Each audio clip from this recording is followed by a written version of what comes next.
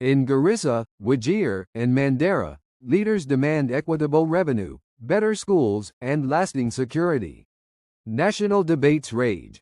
Is Northeastern marginalized or mismanaged? Governors insist the region suffers from decades of exclusion. Critics argue accountability is the real issue. Why does this corner of Kenya remain at the center of political tension? To understand today's debate, we must return to a forgotten past. On the 12th of December 1963, Kenya's flag rose high. Nairobi's streets filled with song, parades, and speeches of freedom. Yet in the northern frontier district, silence lingered. For Somali communities, independence was not a celebration, it was a question mark. Months before independence, Britain held a referendum in the northern frontier district. The result was clear.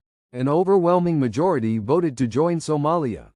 But Britain ignored the voices of the people, handing the territory to Kenya instead. Why would a new nation begin by silencing its own citizens?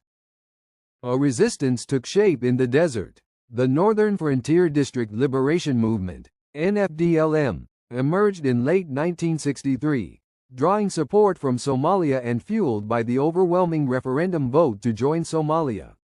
Fighters carried Somali flags and saw themselves as guardians of self-determination.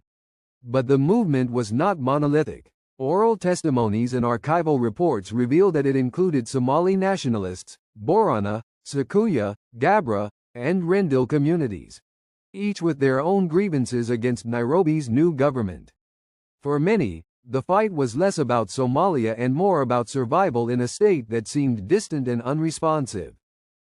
Nairobi branded them SHIFTA, bandits, framing the conflict as criminality rather than political struggle. This label delegitimized their cause and justified harsh military measures. Yet for the fighters, the term freedom fighter carried the weight of history. They believed they were continuing the unfinished business of decolonization. The war was also international.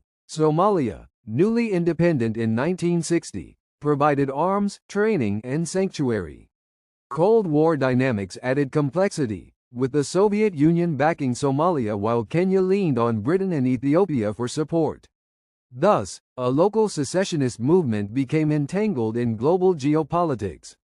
On the 24th of December 1964, President Jomo Kenyatta declared a state of emergency in northern Kenya. The government, alarmed by escalating raids and cross-border incursions, mobilized security forces with British and Ethiopian assistance. Emergency measures were sweeping. Prohibited zones were established along the Somali border, cutting off communities from grazing lands and trade routes. Villages were fenced and populations forcibly relocated into protected villages, disrupting pastoral life. Curfews and collective punishments became routine, with entire communities treated as suspect. The government's narrative was one of protection, defending sovereignty against foreign-backed insurgents. Yet for residents, these measures felt like suppression. Oral Histories and the Truth, Justice and Reconciliation Commission later documented widespread abuses, extrajudicial killings, sexual violence, and destruction of livelihoods. Wakati wa SHIFTA war, waliathirika. SHIFTA walikuwa wakiingia usiku, asubuhi JSU wanaingia asubuhi, wanawatandika. Sasa usiku wanatandikwa na SHIFTA, asubuhi wanatandikwa na JSU. Watu wakakimbia. Idhilali nyingi zilitokea, kuna raping, kuna mambo mengi yalifanywa, watu wakakosa kwenda kule kabisa. Kuna wazee, mimi sikuwa, lakini mamangu alizaliwa Mvundeni. Kisha akaja Ngomeni na Mombasa. Kuna wazee watutolea story ukikaa na wao kwambia mimi nakumbuka siku fulani kumeingia SHIFTA sahihi kafanywa hivi mbele ya wazazi wao. Sasa iliathiri sana, watu wakaogopa hata kurudi. Lakini tukaona, nimeuliza swali bungeni kama kiongozi na kama IDP. The state's tactics reflected a broader nation-building anxiety. Kenya, barely a year old, feared fragmentation. Leaders believed that tolerating secession in the north would unravel the fragile unity of the new republic. Thus, the SHIFTA war became not only a regional conflict but a test of Kenya's survival as a nation-state. By October 1967, a ceasefire was signed. The guns fell silent, but mistrust lingered. Did peace truly arrive, or was it only the end of open war?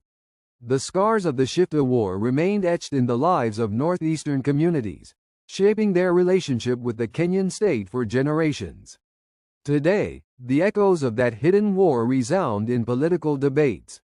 Calls for inclusion, fair resource allocation, and recognition of past injustices are not new.